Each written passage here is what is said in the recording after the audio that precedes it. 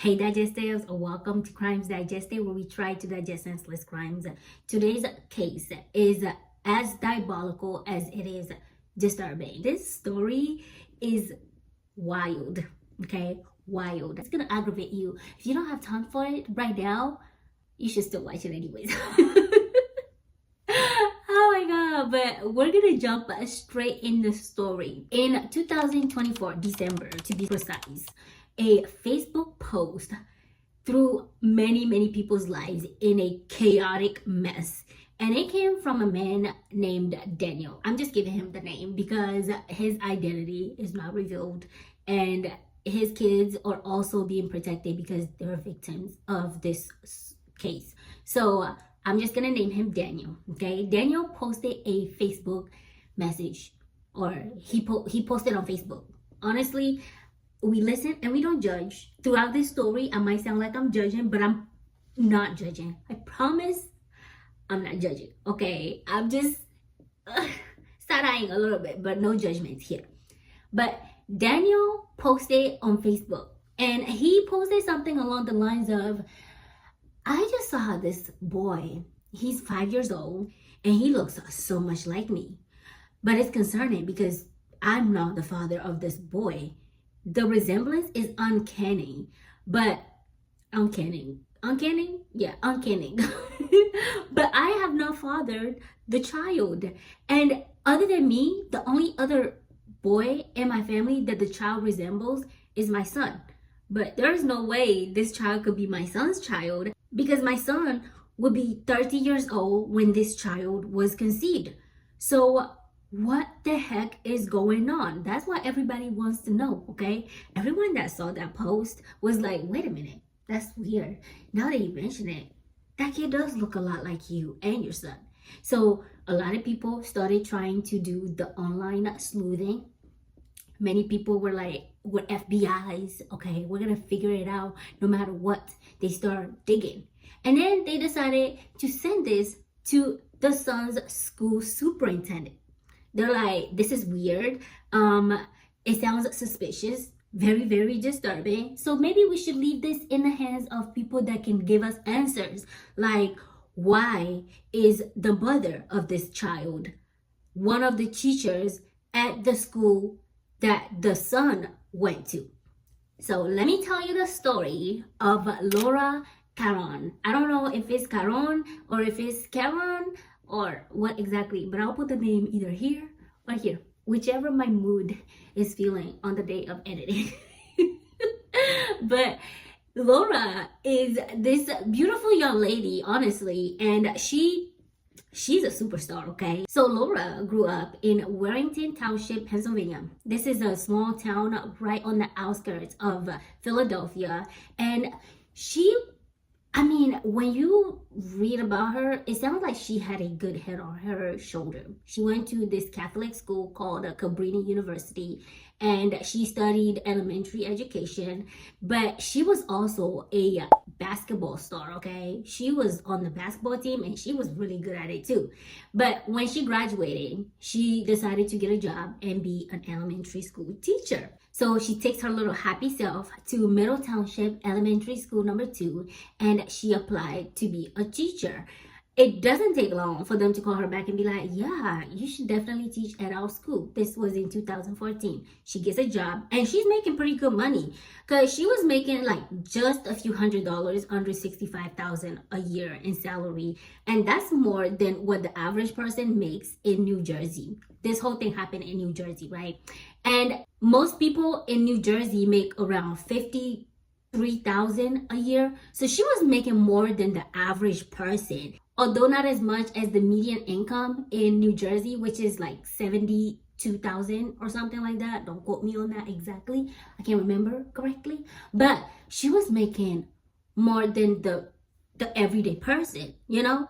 So she had a pretty good life ahead of her.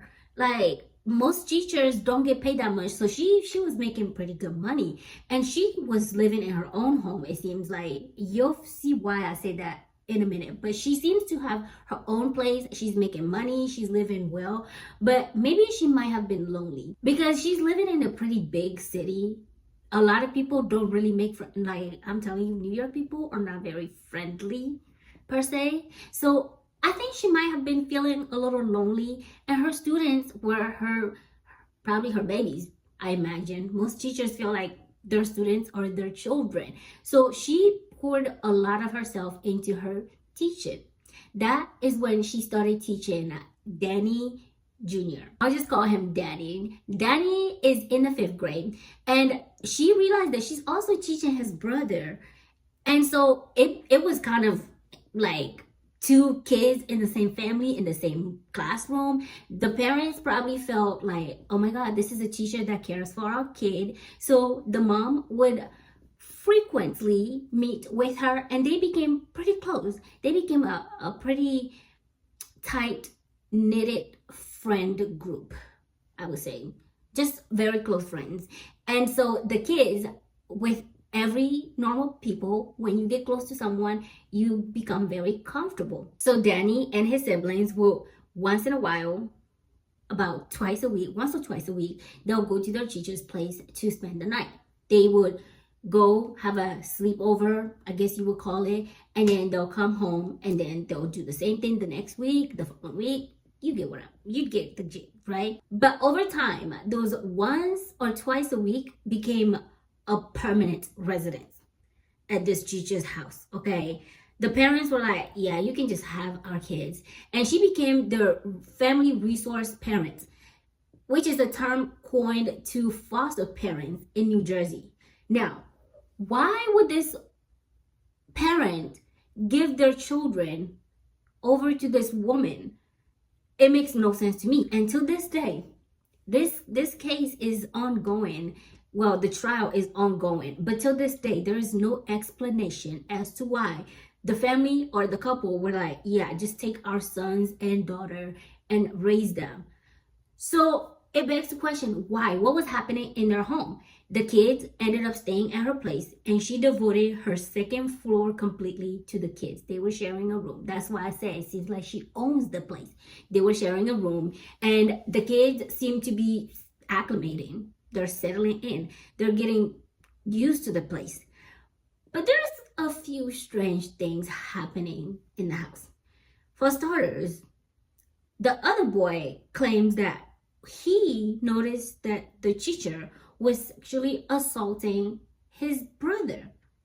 And the sister notes that when Danny, at 11 years old, because they stayed with the teacher from 2016 to 2020, and the sister alleges from this point on, everything is allegedly, because she is still going to trial. And she has not been, although charges are brought against her, she has not been charged yet. Therefore, I will be practicing caution when I say everything from this point on is allegedly, okay? So they noticed, specifically the sister says that she noticed every morning when they wake up, Danny would be in bed with the teacher. Now, if you are ignorant like me and like to believe in the best in people, even though life has not afforded me all the best things, okay? I'm not naive, but I love to believe the best in people. If you are like me, you're probably thinking, okay, whatever was the reason why they are staying with a foster parent, maybe he just needed comfort. I'm sitting here like, maybe he finally found an adult that he felt comfortable with, okay? And he went to this said adult for comfort. He laid in bed with her, maybe because he was maybe having a nightmare. You know, there's a lot of maybes, ignore that. But I thought maybe he's having a nightmare. He just needed someone to comfort him. And that is why he's laying in bed with this 26 years old woman at the time. But then things kind of get weird when this went on for months, you know? Like, yeah, you can say maybe his environment made him uncomfortable and he finally found comfort in someone's arms.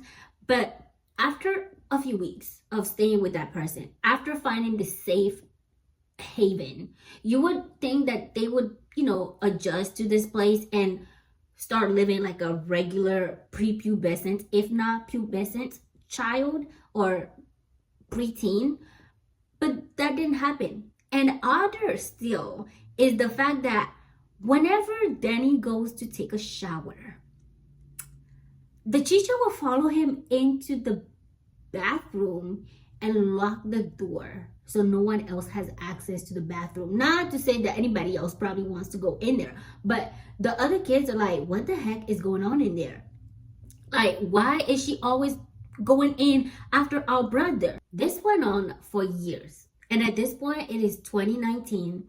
Danny is 30 years old and Laura is 28 years old. She's pregnant with his kid now. She gives birth to the kid.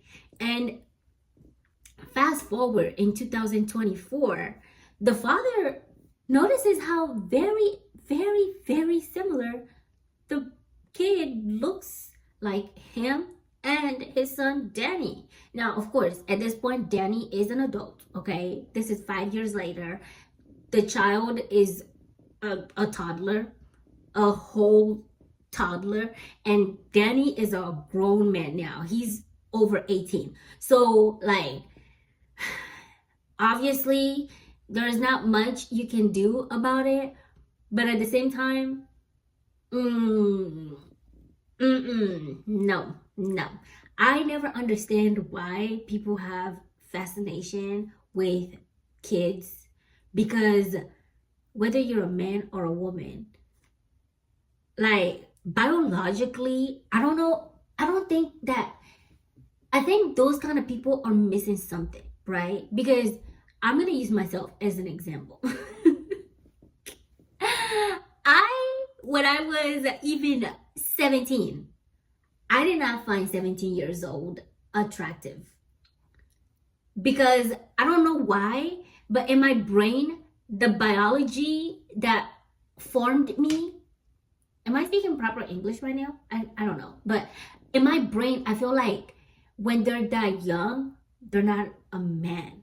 And I have always had the mentality of wanting a protector, provider type of male in my life, right? So, like, I think humans are wired to want someone that is bigger, stronger, and like just overall protective of them. So I don't understand why a woman would be with someone that young. But whether it's a woman or a man, I don't understand why men want to be with girls that young either. Like, what do you talk to them about? What kind of conversations do you hold with them when they're that young? They don't. When I was 17, even till now, I still sound like a child sometimes. So when I was 17, I had nothing up here, okay? Only book knowledge. Personal life experience, nothing. Absolutely nothing. So I don't know what the fascination is.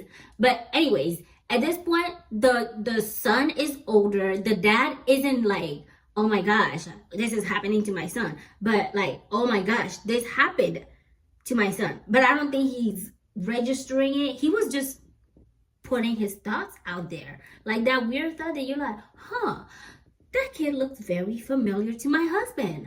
And then you do a DNA test and it is your husband's child. I'm just kidding. Don't go doing DNA tests on people's kids, okay? But that's how he felt. He's like, that child look so similar to myself and my son. So I'm going to post this on Facebook and see if someone else agrees with me. And this gets to the school. So the school immediately, they're like, we got to shut it down. They put her on admin leave, still paid, but on administrative leave. And they contact the authorities. They immediately start investigating. What I love, one thing that I do appreciate about police or the justice system is the fact that when it does involve minors, they do put in effort, okay? They try. When it comes to adults, not as much effort, but when it comes to like minors or the involvement of a minor, they put in a little bit more effort. So they immediately start investigating from December. And now it is January, the beginning of January. They start questioning people close to Danny. In fact, they questioned Danny himself. And he's like, yeah, we slept together. We did the nasty together. We were very intimate. Yeah. He thinks that it's normal. And everybody else around him is like, it's not normal. Why is this man talking like that's normal? He's like, yeah, that's my child. They question his siblings and they're like, yeah, we actually saw it with our own two eyes. Matter of fact, the sister says, he texted me one time when she got pregnant and she first had a baby. He texts me and he tells me that he's the father of the kid. That has to be shocking to anybody. So she was probably like, wait a minute, what do you mean you're the father of the kid? What? That's not okay. That's not normal. What do you mean? And so Danny tells her, please, you can't tell anybody. You have to keep this a secret from our parents. So she kept mum about the whole thing. But now she's telling the police officers, like, I'll show you the screenshot of this message if you want. So she shows the police and they're like, oh my gosh, this is crazy. So by the 15th of January 2025, they arrest her. And she went easy too. She was just like, take me.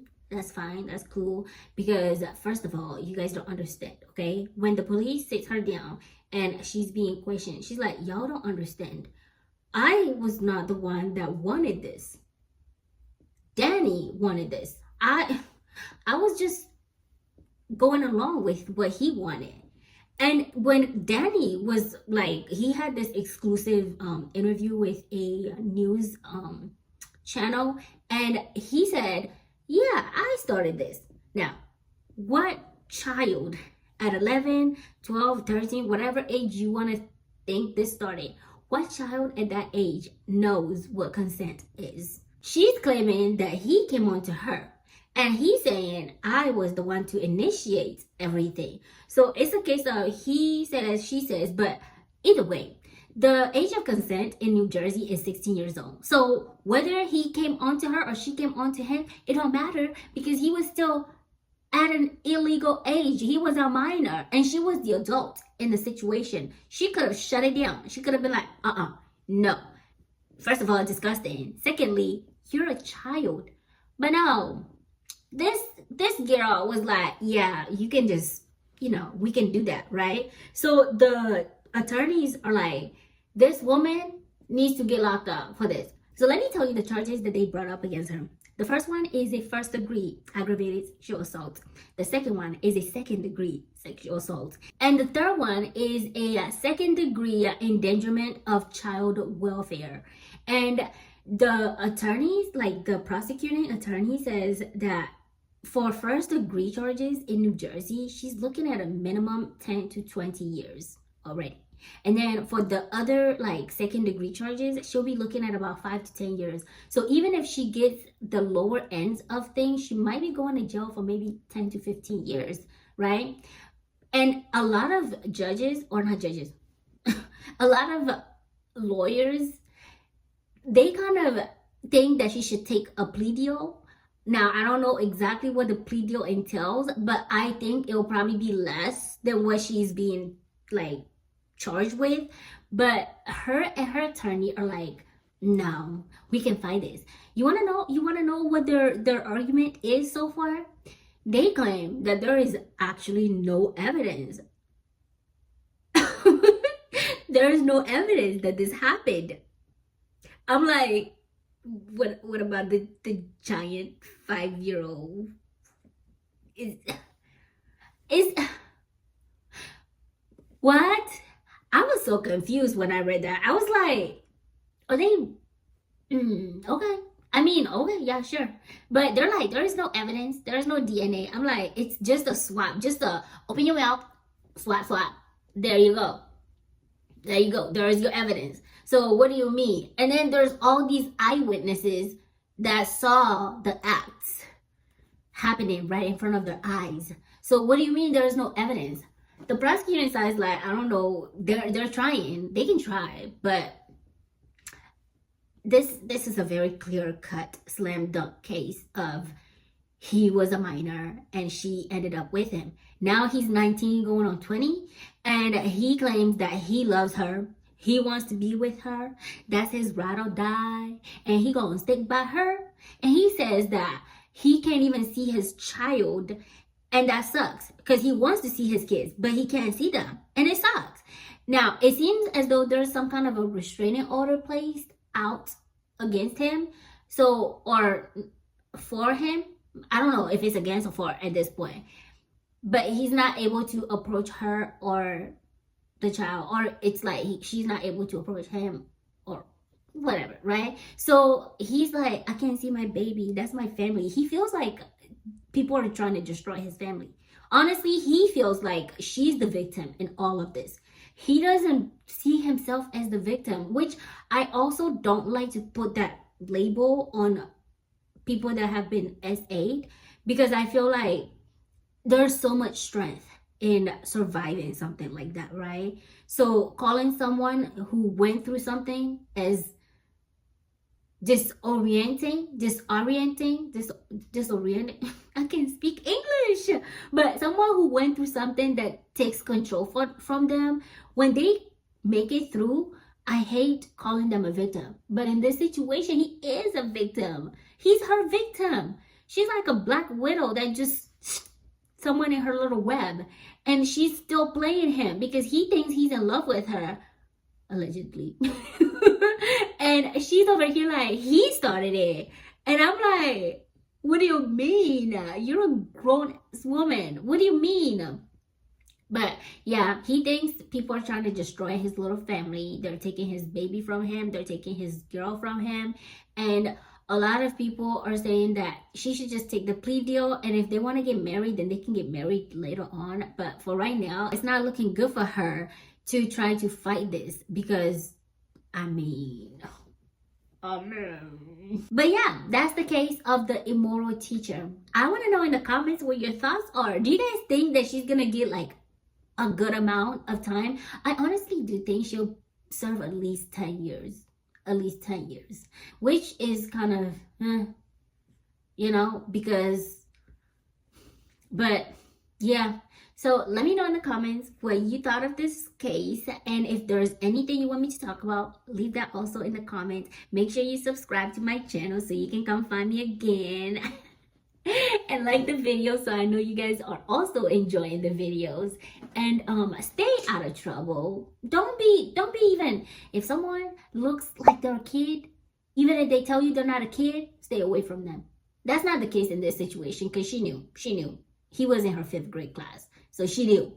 But just stay out of trouble, okay? Don't be getting in trouble, because at the end of the day, it's going to be the end of the day. Your day specifically, if you do something like this. This is just sad. Because, okay, in all of this, look at that. I'm so easily distracted. In all of this, right? The child is stuck in all of this.